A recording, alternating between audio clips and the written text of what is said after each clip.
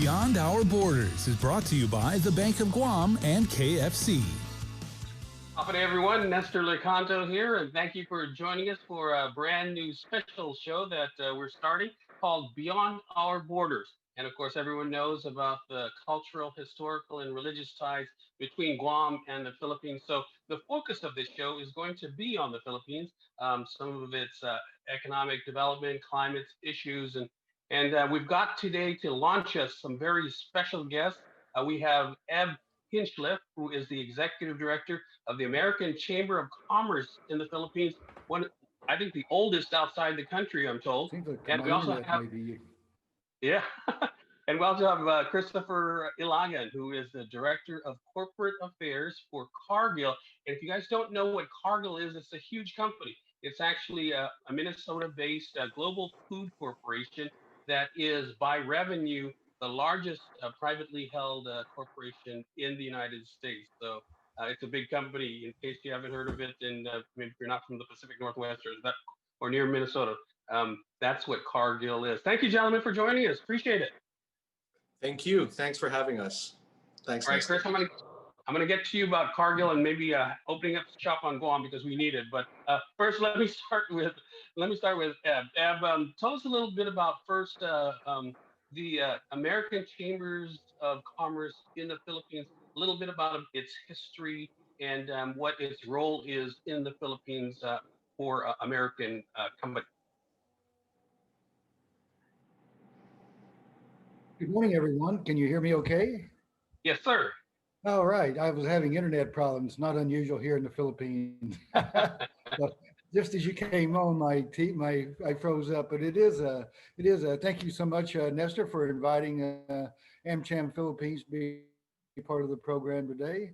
And thanks so much for that. Also like to give a shout out, of course, as head of the American Chamber here. I'd like to give a shout out to my counterpart there, the president of Guam Chamber, Catherine Castro. Great job she's doing over there in Guam for the American Chambers. Just to, if you don't mind, I'd like to spend just a second and describe a little bit about what AmCham and AmCham Philippines and what we do. AmCham Philippines is the oldest chamber outside the United States. We're celebrating our 119th year. We started in 1902. And we're certainly we have about 800 members meaning corporate and individuals members. We have a nationwide. We're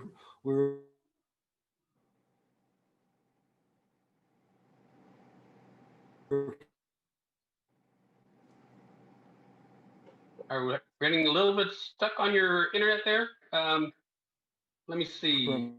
Oh, there you go. Main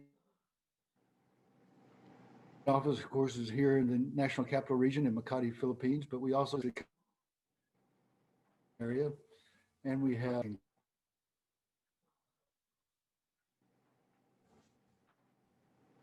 I think we got lost there for a second, did we? Yeah, we were bouncing in and out. Don't mention your internet service provider yet, though. But okay, let's try this again. It looks like the signal's back stronger. But anyway, I was just mentioning AmCham Philippines is nationwide.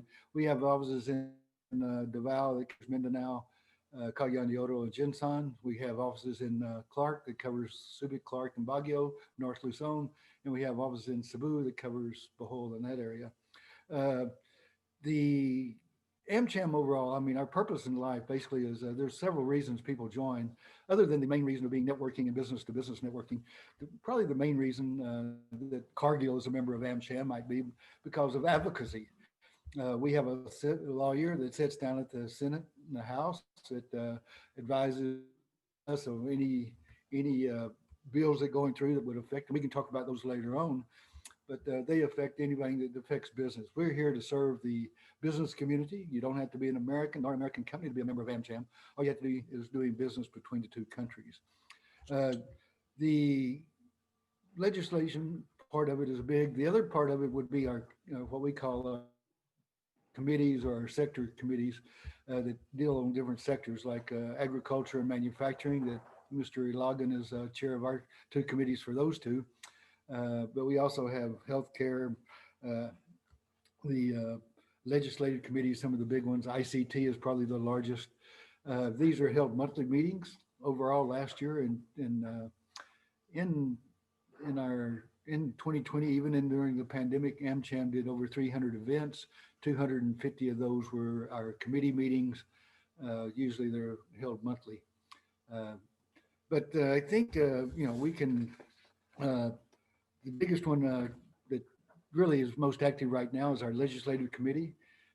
We have AmCham has a very good relationship with the Philippine government. We have constantly in touch with the Senate President Soto, or the chair of the president, the head of the Senate, Speaker of the House, Alan Lord. Uh, can't think of his name now, but anyway, we were constantly updated. We just got a text yesterday informing us of a meeting that's going to be held tomorrow, so we can join that meeting. We notify our members, and they can also participate in that. So I think that's just kind of a AmCham is by far the most influential.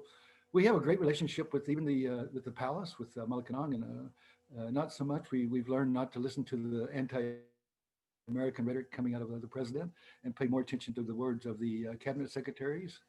I personally have Cabinet Secretary, DTI Secretary Lopez as a Viber buddy. He and I are back and forth almost every week. DOF Secretary Secretary Carlos Dominguez is a very close contact. We are always consulting with each other. Beyond Our Borders is brought to you by the Bank of Guam and KFC.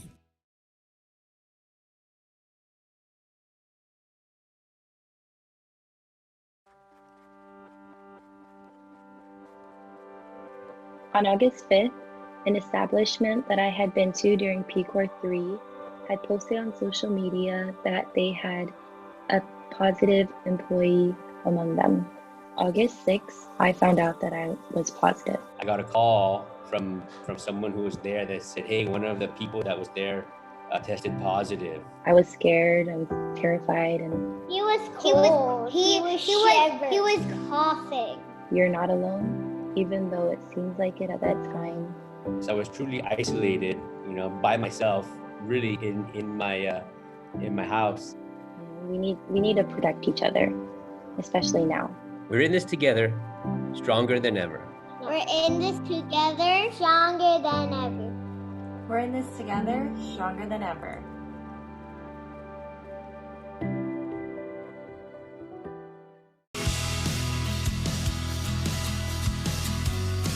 Beyond Our Borders is brought to you by the Bank of Guam and KFC.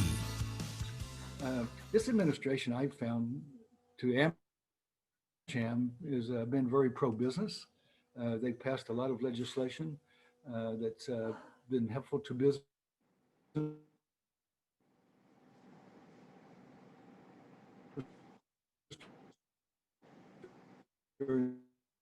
All right, I think we're losing you again.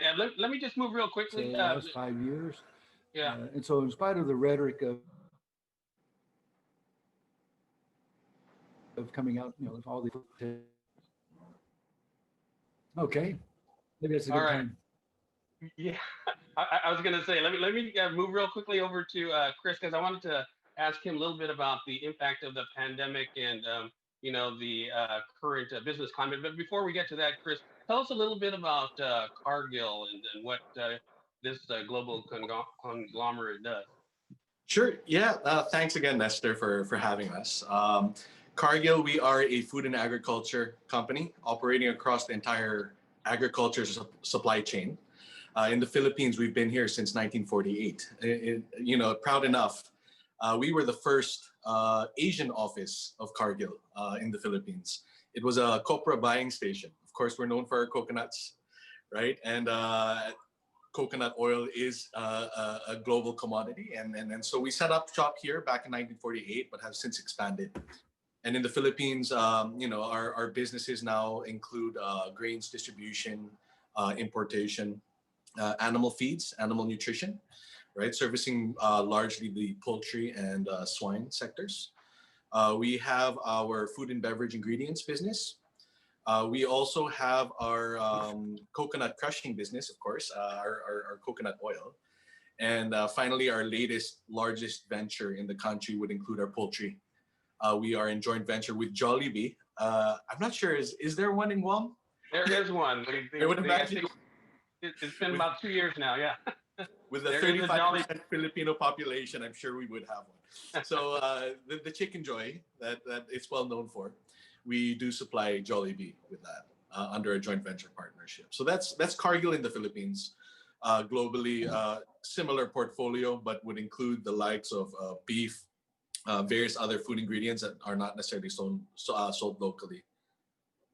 So you're very heavily involved in the American Chamber, and so I wanted to ask you a little bit about the impact of the pandemic. Obviously, it's hurt the economies all across the globe, including Guam. I'm sure, including the Philippines. And what is that impact? What has that impact been, and what's the current climate in 21? Sure. When the pandemic had started, all right, back in mid-March last year, I guess we were all caught flat-footed in the sense that we weren't ready for what was to come, and what came was the longest and probably one of the more strictest lockdowns in the world. And of course, being such a novel virus and a novel situation, we found ourselves figuring out how will we continue operating. Is it safe to continue operating at this time? And it took a few weeks for the government to figure out, when we say lockdown, how do we allow the businesses, at least the essential businesses, to continue operating? And I guess lucky enough for Cargill, we've always, being part of the food infrastructure of the country, we're given that status of essential industry. And in due course, the permits started coming out for us to move our goods, to move our people. Of course, that was with the help of the American Chamber along the way. The business community really had to come together at the time to help government, identify which categories of businesses should be allowed to operate, how should they be allowed to operate. In the case of Cargill, we kind of took two paths. Those that could work from home, we asked them to work from home, and they continue for the most part doing so. For those in our plants, obviously we had to hire the shuttle services, ensure that they had the necessary PPEs, and of course had to actually fix the plants to make sure that people were physically distanced from each other as much as possible, so as to contain the transmission of the virus. But since then, though we are still under a community quarantine, or what our version of the lockdown, we have seen the economy start to pick up and more sectors being allowed to operate, right? In fact, during the run up to the Christmas season, seeing all the foot traffic that had been gone for many months in malls. Of course, you don't see the children out, but you do see people shopping, and I think that is a sign that things are starting to get back. So when it comes to outlook for 2021, we just hope that we're on that continued path, right? That momentum that we've built over the past month or two will continue into 2021. Beyond Our Borders is brought to you by the Bank of Guam and KFC.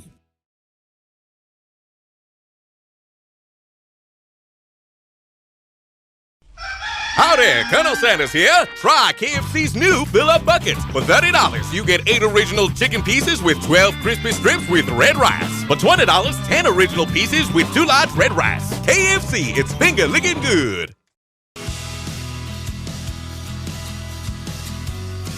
Beyond Our Borders is brought to you by the Bank of Guam and KFC. Yeah, consumer spending, as you alluded to, kind of drives one of the main drivers of the Philippine economy. Eb, let me ask you. You mentioned there's a legislation that the chamber has been supportive of, that are what the chamber views as critical to continued economic recovery. Can you talk a little bit about what those pieces of legislation are about? Sure. I'd also like to echo kind of what Chris said about the economy. The Philippine GDP grew for 20 straight years. I mean, just imagine that. I mean, it was continual growth and never had a negative quarter for 20 years. And of course, the pandemic is the first time we've done that. We've seen it's really had a tremendous impact on it. But I think also from the standpoint of some of our companies, the government's handling of it has built confidence that the government is doing it okay and doing it better. And I know some of the call centers now are very happy, although they're spending $100,000, $200,000 a month transportation costs due to the lockdown. They're investing in the Philippines now and continue to grow their call centers because of the way that it was handled. That was that the Philippine government did not shut them down, let them continue to do business and considered them a vital organization. So yeah, we have a couple of really important, well, actually, I think 3 or 4 important bills. The most important one would be the CREATE bill. This was the tax revision. A couple of years back, they passed one that changed the corporate or the personal income tax and finally adjusted it. This new bill is just the corporate income tax. The corporate tax in the Philippines is currently 30%, the highest in ASEAN. And so this new bill will lower it down to 25%, which is still high compared to the ASEAN average of 22, but it's certainly better than. And so this will be a good help to companies looking to invest in the current companies that are here.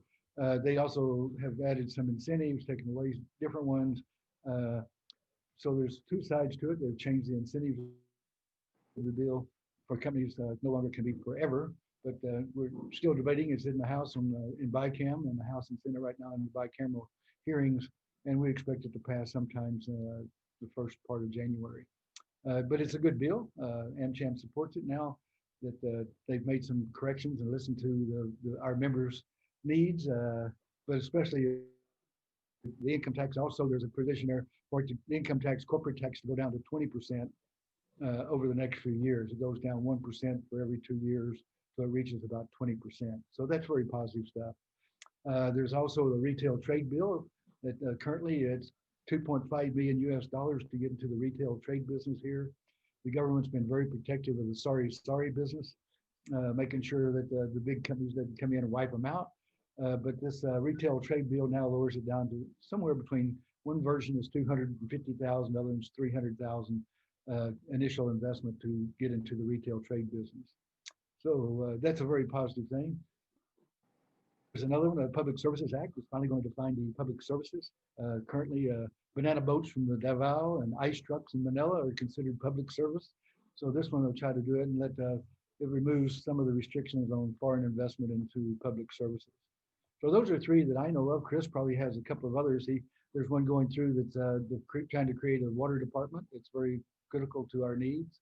A couple of others in the agriculture area. But for me, the top 3 would be CREATE, tax bill, the retail trade bill, and the revisions to the Public Service Act.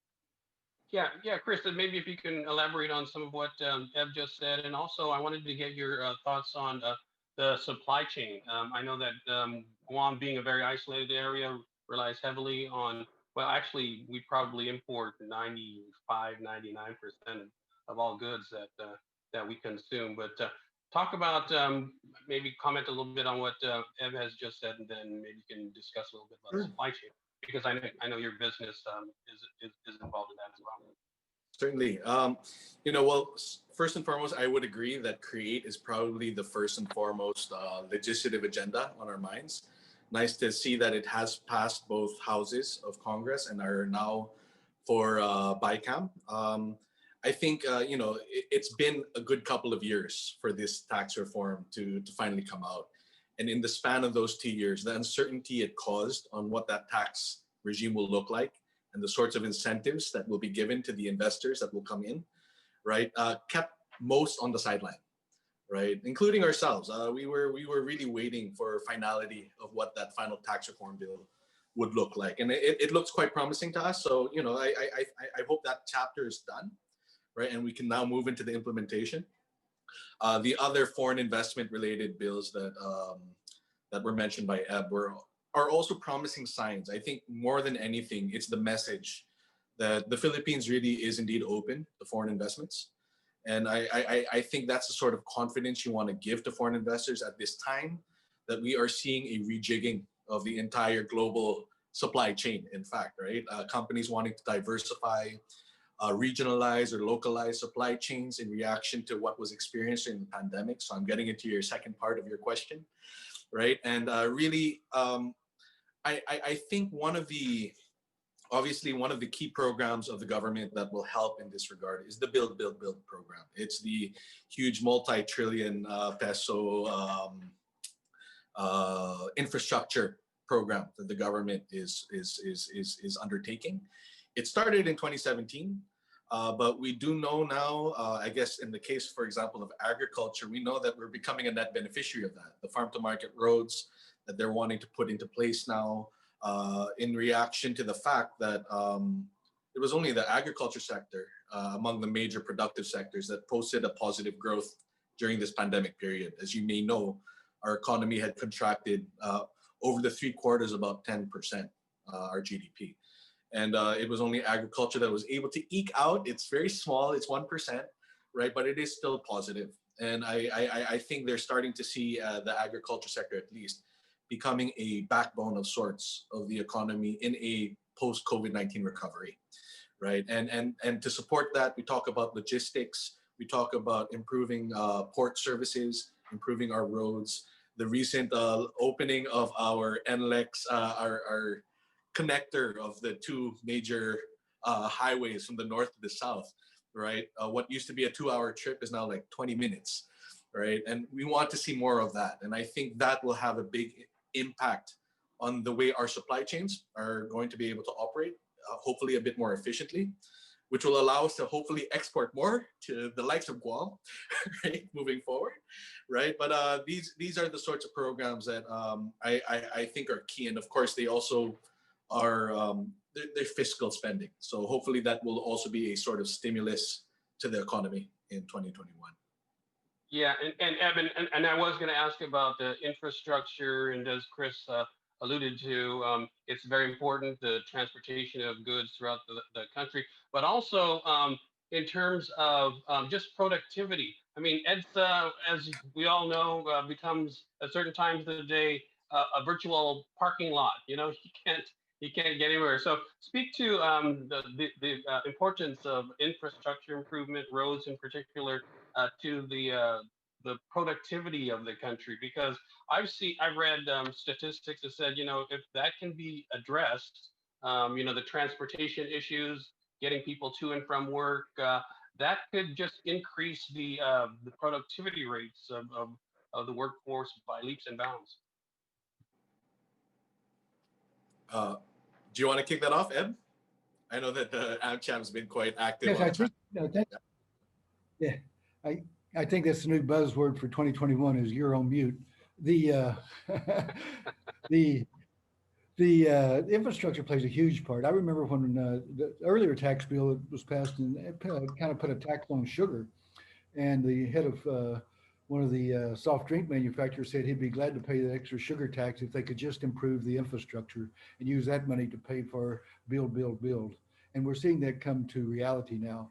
The biggest problem, of course, for the Philippines, but more so for Metro Manila, is EDSA, the main thoroughfare running east and west through the region.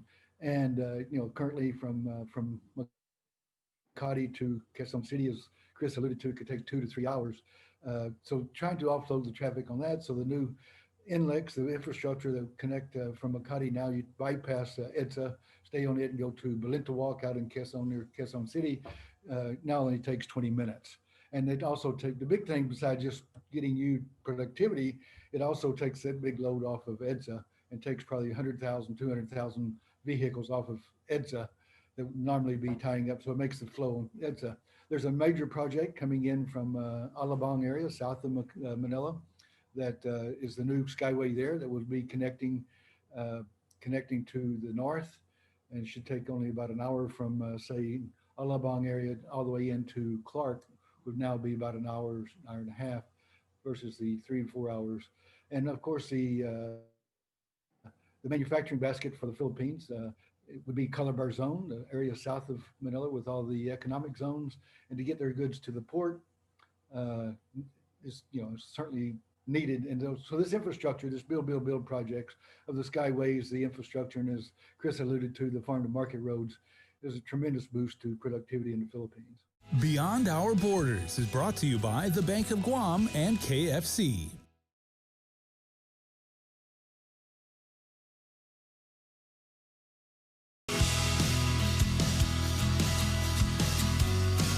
Beyond Our Borders is brought to you by the Bank of Guam and KFC. Yeah, and I think historically, even the United States, infrastructure spending has been one of those things that has raised the economy in times where the economy has been depressed. So building has also benefited the country, but also boosted the economy. I wanted to move to another issue that's also been a foundation of the Philippine economy for many years, and that's foreign remittances from overseas foreign workers. Chris, can you talk a little bit about that?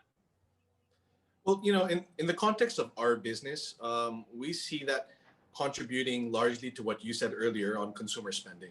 And we know that consumer spending is about 60-70% of our entire GDP, right? I think we were lucky enough to actually see that OFW remittances have not declined at the pace that many were predicting. I think it's probably somewhere in the vicinity between 0 and -5%. Right, and that has, I think, to a major extent, kept us from having our economy fall even further than what we experienced in 2020. We have seen I go now to like consumer spending in general. Where we felt the impact was in the food services sector, right? For example, and just the amount of foot traffic. Fine, people are having food delivered, but many are choosing to also consume at home, buy directly from other vendors, right? And I guess the benefit of it is we've seen e-commerce really just kick off like something else, right? And I would imagine, going back to the OFW remittances, a lot of that money will start being spent more and more online, right? So that is certainly, at least from a business sector standpoint, something that many of us that are probably used to the brick and mortar sort of establishments are having to adjust to. And some are doing it more rapidly than others. But I think that even in a post-COVID world, that these are that certainly is one of the trends that will stick with us. And I guess to the point of linking it back to infrastructure, that's where telecoms infrastructure will play a big role moving forward. I know I've linked so many things here, but net OFW remittances will still remain a very important part of our consumer culture, right? And we would imagine that would continue, especially during hard times. That's when Filipinos come to the rescue. Family members come to the rescue. Yeah. So I think it's much more intact than many probably had initially thought it was. Yeah, Eb, I wanted to sort of segue into some Guam-related issues, and I know that we had discussed offline the fact that under consideration by the American Chambers of Commerce in the Southeast Asian and Pacific region is maybe registering on Guam. Can you talk a little bit about that? Because that would be big news for us. Yeah, there's an organization called AmCham's Asia Pacific, AAP for short. It consists of about 29 chambers throughout Asia. I mean, it runs from Mongolia, China, north, all the way down to Australia, New Zealand, south, from India, Bangladesh, Pakistan to Guam, and everything in between. There's 29, 30 chambers there. And there's been a loose-knit organization. It was started mostly to try to help taxation for Americans living overseas. But lately it was taking up a lot of advocacy areas, but we've never been formally organized into an organization, registered as an organization. So the decision was made. In the past, it's been the banking and all of it's been handled through Hong Kong. But the decision was made that we need to really make an official business out of this. And so we've chosen Guam as to be the headquarters for Asia Pacific. And so we'll be registering shortly. I've got a meeting at 10 o'clock after this one to discuss the next step on it. But we definitely made the decision Guam would be the right choice for locating registering our company of the Asia Pacific Chamber. Yeah, and our mutual friend Catherine Castro has been heavily involved in leading the charge for Guam event. Nestor, I think there's a lot of interest on the infrastructure, and I just wanted to mention one thing, that if people are interested in seeing what's going on with the infrastructure here, AmCham's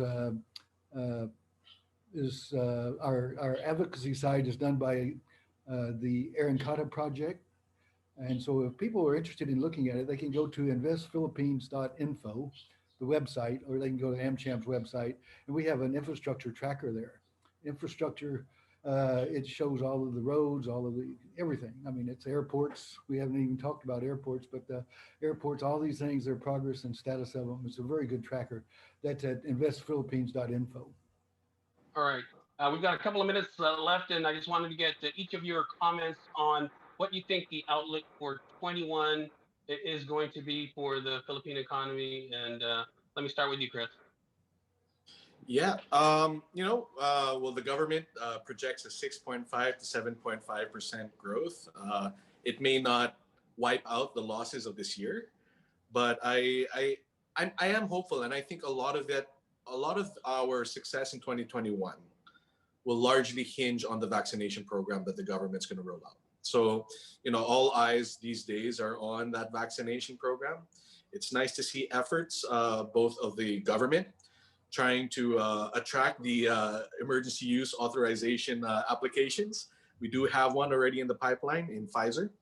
We understand that AstraZeneca is also working on it. The Go Negocio group, led by the presidential advisor, Joey Concepcion, is also spearheading a private sector, public sector vaccine provider tripartite agreement that will also see the private sector donating half of the vaccines that it purchases, and the other half to be used by the essential workers. So I guess it's just a matter of speed, and hopefully we're not so far behind in the queue for these vaccines, so that we will be able to see a real improvement by hopefully mid-year, right, or third quarter of 2021. But remaining hopeful and looking forward to the new year. All right, Chris and Ev, can you just wrap us up? We got about a minute or so. Just tell us about what you think. Yeah. As former President Ramos said, never give up on the Philippines. This is a great place to do business, especially for Americans. There's no better place. I mean, the ties between the two countries, the Filipinos' tendency to prefer American product over any other product. The outlook for 2021, I can honestly say it's going to be better than 2020. That's a yeah. fair statement. The manufacturing sector, creative industry sectors, the IT sectors, all are looking upwards. The hardest hit and probably the slowest to recover would be hospitality, tourism. But as soon as we get the vaccine in here, we're hoping that we can get the people from Guam to come back and visit our beautiful country, come back for the Filipinos here to come back and visit your homeland and do it safely. But overall, 2021 is going to be a very good year in most instances. We're very upbeat about it and excited to get on with it. All right, thank you very much. That's Ed Hinchliffe from the American Chamber of Commerce in the Philippines, and Chris Delagan for Cargill Philippines Incorporated. I'm Nestor Licanto. Thanks for joining us, everyone. We'll see you again next time on Beyond Our Borders.